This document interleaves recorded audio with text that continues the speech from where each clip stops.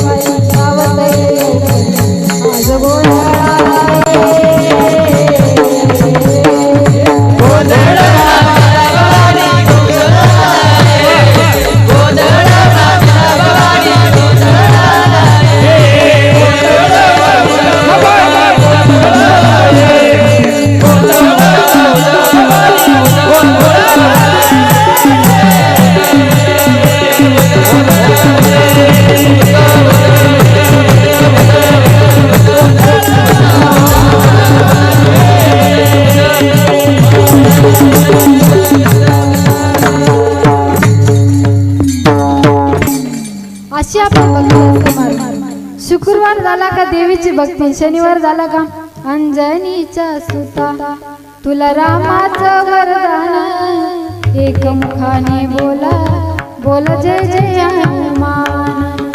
शनिवार आला की आपण हनुमंताची सेवा करायला लागतो, रविवार आला की मग त्या ठिकाणी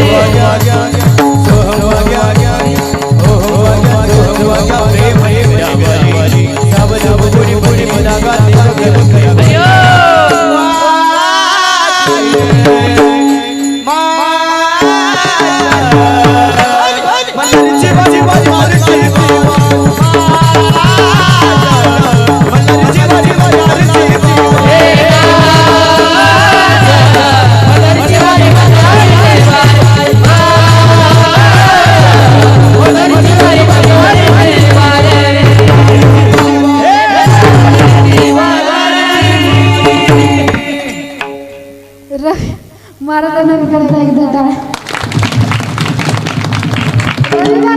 आपण खंडाची भक्ती करतो, म्हणजेच महाराजाची त्या ठिकाणी भक्ती करायला लागतो। अशा भक्तीत काही तथ्य आहे का महाराज?